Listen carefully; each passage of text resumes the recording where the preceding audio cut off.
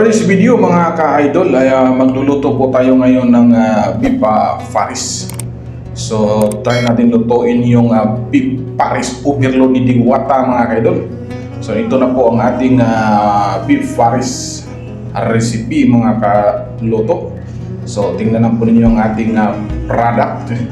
So tara, samahan niyo ako mga ka-idol. Ipapakita ko sa inyo ang paano ang estilo sa aking pagluto ng beef pares. So, ito po ang inyong lingkod mga ka-idol. Ito po ang Paris Diwata. So, intro muna tayo.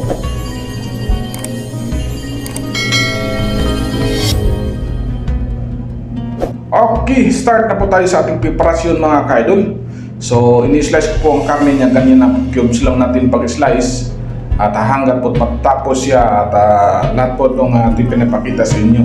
Ito po yung ating garlic, chop na garlic, chop na onions mga ka-idol. So, papakita po yung preparasyon para madaling sundan nyo. So, may ano tayo, yung ginger. So, ganyan na po ang ating slice sa ginger. Ang onion, ganyan na po pag-slice natin sa onions.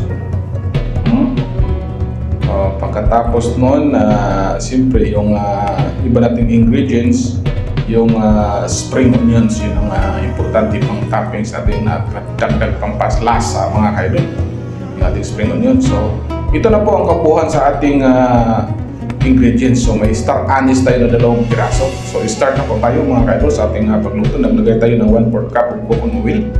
So painitin natin yung mantika at ilagay na po natin ang ating 6 cloves of minced garlic. So isinti lang po natin siya until siya mag-light brown mga ka-idol. Huwag nating sunugin, yung tama lang na lalabas kanyang aroma. At maglagay din po tayo ng 1 piece of chopped onions mga ka-idol.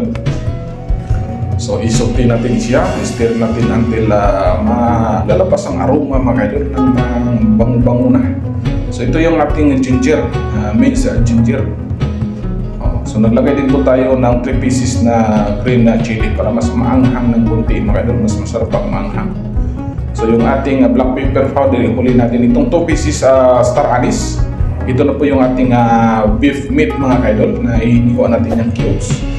So i-mix natin very well. Then para labasin muna natin yung kunting katas. So ito na po, naglagay tayo ng 1/4 cup of soy sauce and 2 tablespoons of brown sugar. So 3 cups of water mga ka-idol. So yung water natin optional mga ka-idol. So kailangan natin magdagdag natin kasi pakuluan pa natin to. So yung ating soy sauce, so total tayo of 1/2 cup mga ka-idol. So naglagay tayo instead of beef cubes, gumagamit tayo ng beef liver na nur. So beef powder mga ka-idol lang ating ginagamit. So inuna natin ilagay yung ating spring onions nung yung stock niya. At saka itapis ito yung leaves na niya mga ka-idol. So ganyan na po ang ating sikreto. Takpan natin at pakuluin natin hanggat lumambot yung karne natin mga ka-idol. So ito na po, malambot na siya. At ito ready na to sa bakbakan sa kainan. So kung bago ka lang po sa aking channel mga ka-idol, huwag niyong kalimutan na magbakas ng comments, mag-like, mag-share. At siyempre, i-post niyo ang notification bell para maging updated mo kayo sa aking bawat video ina-upload mga ka-idol. At i-subscribe din naman ako mga ka-luto kung nagustuhan po niyo ang aking menu for today. So ang ating beef pares. So maraming salamat po mga ka-idol sa inyong walang sawang pagsuporta at pagtangkilik sa aking video. At sana pa'y tangkilikin po niyo ang susunod natin mga video mga ka-idol. So may halo tayong mga funny comedy video dyan, mga Bisaya version. So ito na po at maraming salamat muli ha. O na, ready for kainan na mga ka-idol. Lagay na po natin ng ating spring onions, ating pang toppings.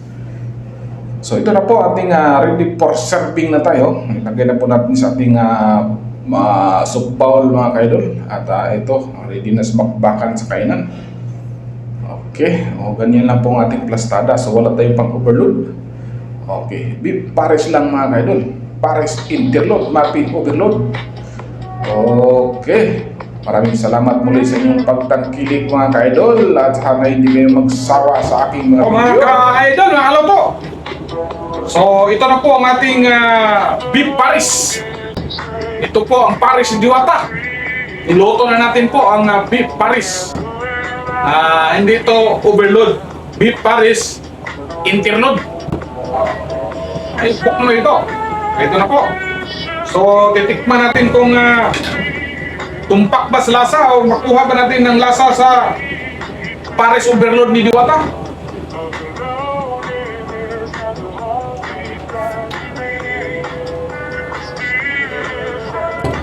Panalo mga kaidol.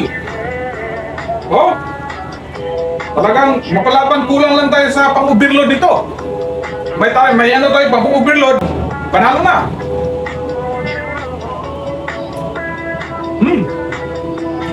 Tap.